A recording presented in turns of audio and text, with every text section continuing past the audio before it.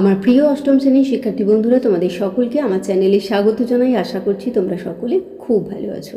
আজকে আমি তোমাদের 2024 সালের রায়োমার্টিনে যে প্রশ্নবিচিত্র প্রকাশিত হয়েছে তার 253 পাতায় যে 4 নম্বর স্কুল রয়েছে সেখানে অষ্টম শ্রেণীর সেকেন্ড ইউনিট টেস্টের ইতিহাসের প্রশ্ন দেওয়া রয়েছে। আমি আজকের উত্তরগুলো তোমাদের দেখিয়ে দেবো।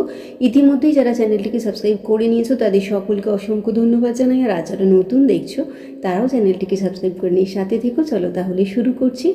একের দাগে দেখো, সঠিক উত্তরটি বেছে নিয়ে লেখো। একের প্রশ্ন, কুলি কাহিনীর নিবন্ধ প্রকাশিত হতো, এটা হবে ডিএটাই সঞ্জীবনী পত্রিকায়।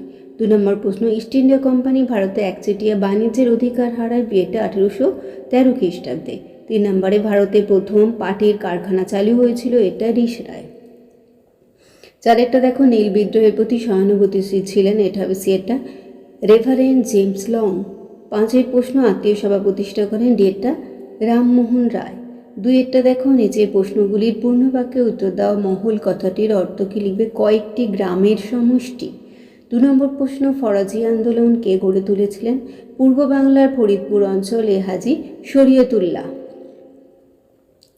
পরের দেখো, 3 মাদ্রাজ প্রেসিডেন্সিতে কার নেতৃত্বে বিধবা বিবাহ আন্দোলন শুরু হয়? লিখবে বীরেশলিঙ্গম পান্তুলুর নেতৃত্বে।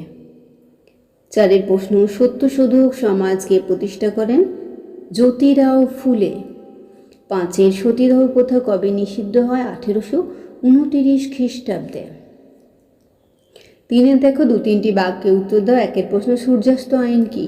এই উত্তরটা তোমাদের ইতিহাস বইতে তোমরা পেয়ে যাচ্ছ টুকরো কথাতে 55 পাতাতে। দেখো, জমিদারদের পক্ষে চিরস্থায়ী বন্দোবস্তের একটি সমস্যার দিক ছিল। আপাতভাবে জমির অধিকার জমিদারের দখলে থাকলেও বাস্তবে সমস্ত জমির চূড়ান্ত মালিকানা কোম্পানির হাতেই ছিল। নির্দিষ্ট একটা তারিখের মধ্যে প্রাপ্য রাজস্ব কোম্পানিকে জমা দিতে হতো। এই ব্যবস্থা সূর্যাস্ত আইন নামে পরিচিত ছিল। নির্দিষ্ট তারিখে সূর্য ডোবার আগেই প্রাপ্য রাজস্ব কোম্পানিকে জমা দিতে না পারলে জমিদারের সম্পত্তি বিক্রি করার অধিকার কোম্পানির ছিল। পরেরটা দেখো, 2 অবশিল্পায়ন বলতে কি বোঝো? এই 3-2 উত্তরটা তোমরা পেয়ে যাবে তোমাদের যে ইতিহাস বই রয়েছে তার 63 পাতাতে। এই যে দেখো, অবশিল্পায়ন রয়েছে তোমাদের ইতিহাস বইয়ের 63 পাতাতে। 3 প্রশ্নটা দেখো, কংগ্রেসের আদি পর্বের অধিবেশনগুলিকে ব্যঙ্গ করে 3 দিনের তামাশা বলা হতো কেন? এই উত্তরটা তোমাদের যে ইতিহাস বই আছে তার 100 পাতা এবং 101 পাতাতে পেয়ে যাচ্ছ। এই যে এই প্রথম 2 দশকের এখান থেকে লিখবে। এই একই রকম পর্যন্ত লিখে দিও। 4 দেখো, 5-6টি বাক্যে উত্তর দাও। 1 রায়তহারি বন্দোবস্তের দ্বারা কৃষকদের উন্নতি হয়নি কেন? এই উত্তরটা তোমাদের যে ইতিহাস বই আছে তার 56 পাতাতে পেয়ে যাচ্ছ।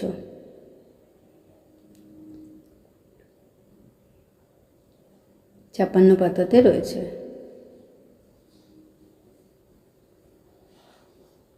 2 দেখো, ভারতকে ব্রিটিশ সাম্রাজ্যের রত্ন বলা হয় কেন?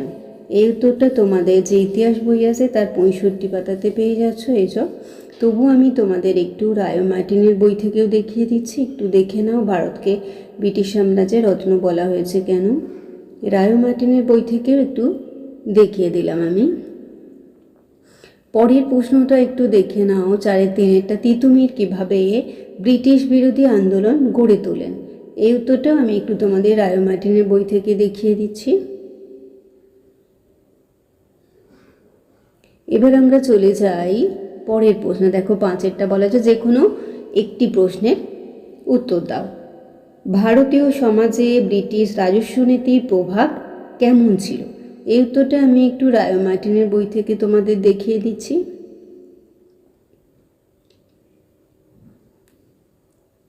রায়োমার্টিনের বই থেকে একটু দেখিয়ে দিচ্ছি, দেখে নাও।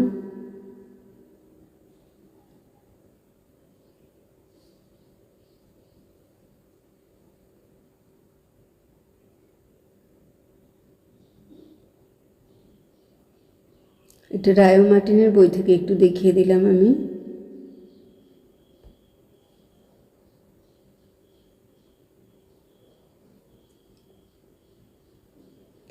পরের প্রশ্ন দেখো, দুয়েরটা, সমাজ ও শিক্ষা সংস্কারে বিদ্যাসাগরের ভূমিকা কী ছিল? এটাও রায়ো মার্টিনের বই থেকে একটু দেখিয়ে দিচ্ছি, দেখো।